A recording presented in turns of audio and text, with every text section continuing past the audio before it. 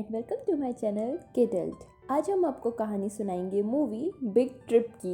Movie के starting में कुछ एनिमल्स मिक मिक से पूछते हैं कि वो ऑस्कर से मिलने जा रहा है ना। आफ्टर ऑल ऑस्कर मून पर जो जा रहा था और ये एनिमल्स ऑस्कर को चांद पर जाते हुए देखने के लिए जा रहे थे।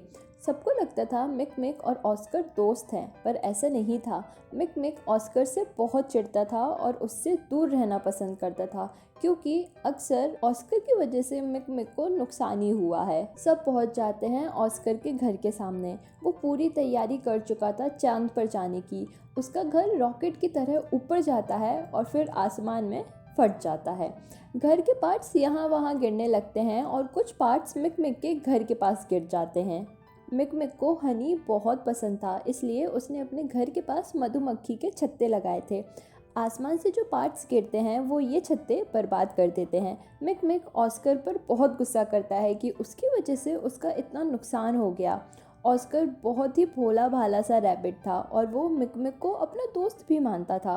वो बड़े ही प्यार से अपनी गलती के लिए माफ़ी मांगता है और कहता है, मैं तुम्हारी मदद करूँगा दोबारा मधुमक्खी के छत्ते लगाने में। मिक मिक उसे साफ मना कर देता है कि उसको ऑस्कर की कोई हेल्प नहीं चाहिए, क्योंकि ऑस्कर की वजह से उसका हमेशा नुकसान ही हुआ है। वो ऑस्कर को वहाँ से जाने के लिए कहता है। चेंज होता है।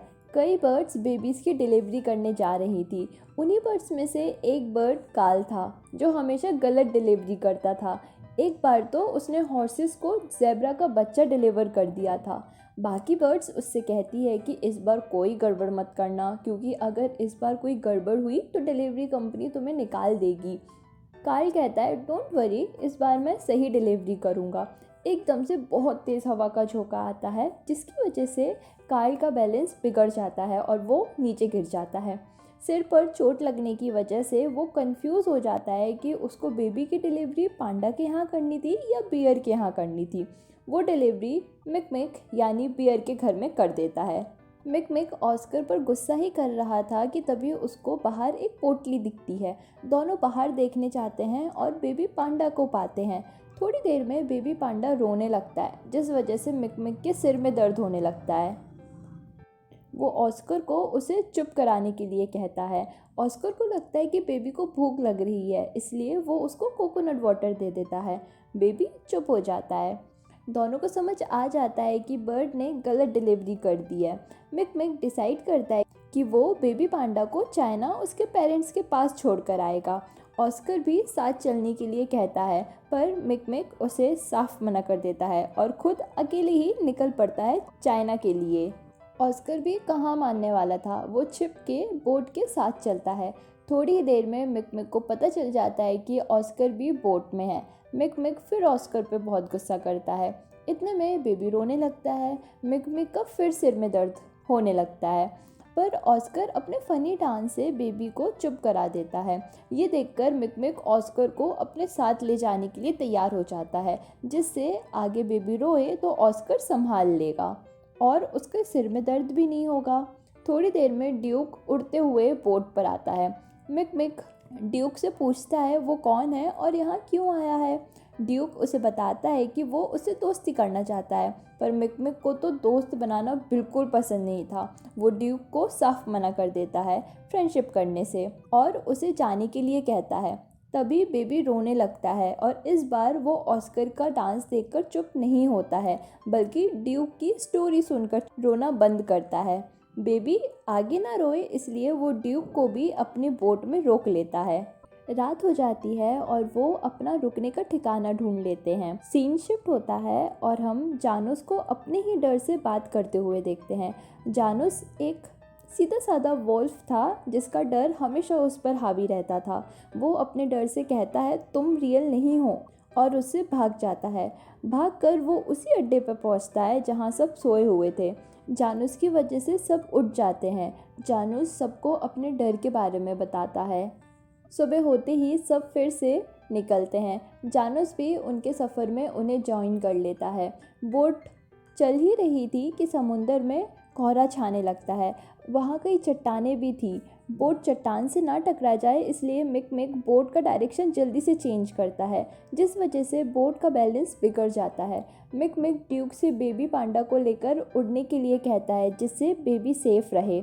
ऊपर ड्यूक आसमान से मिक मिक को बताता है कि किनारा पास ही है। मिक मिक बोट किनारे पर ले जाने का डिसाइड करता है, पर तभी बोट चट्टान से टकरा जाती है। बोट के टुकड़े टुकड़े हो जाते हैं, पर लकीली सब किनारे पर गिर जाते हैं। बोट चट्टान से टकरा गई, इसके लिए जिम्मेदार मिक मिक ऑस्कर को ठहराता है। इसी वजह से दोनों में झगड़ा हो जाता है। ये देखकर बेबी रोने लगता है। तभी वहाँ अमूर आ जाता है। अमूर को देखकर बेबी शांत हो जाता है। मिक मिक अमूर से उनके साथ चलने के लिए पूछता है। अमूर का कोई दोस्त नहीं था और उसे दोस्त बनाने थे, इसलिए वो खुशी खुशी उनके साथ चलने के लिए राज़ी हो जाता है।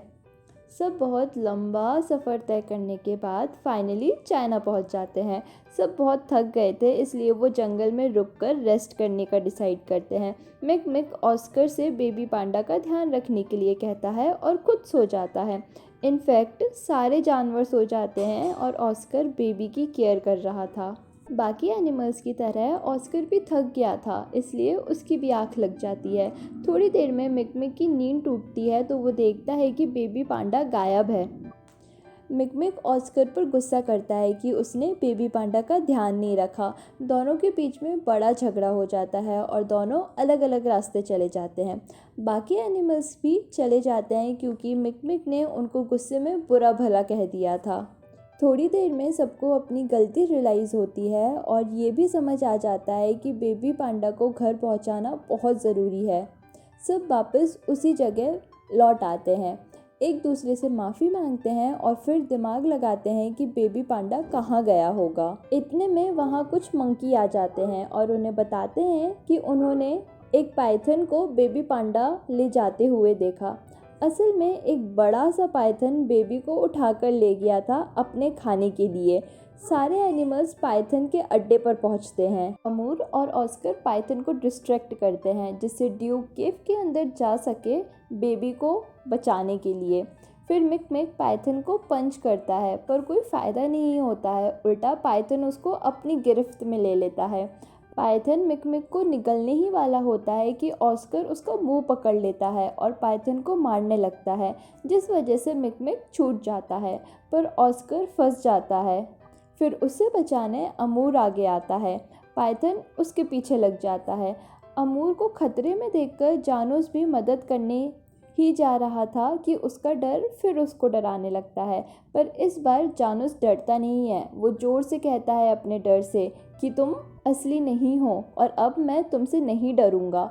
उसका डर ख़त्म हो जाता है और वो अमूर को बचाने के लिए भागता है। टीम वर्क से वो सब पाइथन को डंडे में फंसाकर उसे फेंक देते हैं। ड्यूक को बेबी पांडा मिल जाता है और वो उसको बाहर लेकर आता है। मिक मिक उसे गोद में उठा लेता है और उसके बाद वो ऑस्कर को उसकी जान बचाने के लिए थैंक यू बोलता है। इस इंसिडेंट के बाद मिक मिक को फ्रेंडशिप की इम्पोर्टेंस समझ आ जाती है। सीन चेंज होता है और हम देखते हैं कि पांडास बर्ड की राह देख रहे थे जो उनके बेबी को डिलीवर करने वाले थे। वो देखते हैं कि उनका बेबी चल कर आ रहा है और उनके बेबी को उन तक बर्ड ने नहीं बल्कि किसी और ने ही पहुंचाया है। पांडा दूसरे एनिमल्स को दिल से शुक्रिया करता है, वैसे ही जैसे हम आपका दिल से शुक्रिया करते हैं जब आप हमारी वीडियो पे प्यार दिखाते हैं। सो प्लीज़ वीडियो को लाइक करिएगा और चैनल को सब्सक्राइब करिएगा। अमूर, जानूस और ड्यूक बेबी पांडा के पास ही रुकने का डिसाइड करते हैं और मिक मिक, ऑस्कर वापस अपने घर आ जाते हैं। जैसे कि हमने आपको वीडियो के स्टार्टिंग में बताया था कि ऑस्कर का घर पूरी तरह बर्बाद हो चुका था। रात बहुत हो गई थी, ऑस्कर के पास घर भी नहीं था, इसलिए मिक मिक ऑस्कर को अपने घर रुकने के लिए कहता है। वो आगे कहता है, दोस्त सुबह हम दोनों मिलकर तुम्हारा नया घर बनाएंगे। ये सुनकर ऑस्कर बहुत ज़्यादा खुश हो जाता है कि फाइनली मिक मिक ने ऑस्कर को दोस्त मान लिया। दोनों मज़े से सोने जा ही रहे होते हैं कि वो देखते हैं कि घर के सामने एक और गलत डिलीवरी हो गई है। ये देखकर मिक मिक परेशान होकर चिल्लाता है और मूवी ख़त्म हो जाती है। वीडियो कैसी लगी कमेंट में ज़रूर बताइएगा। Thank you so much for watching.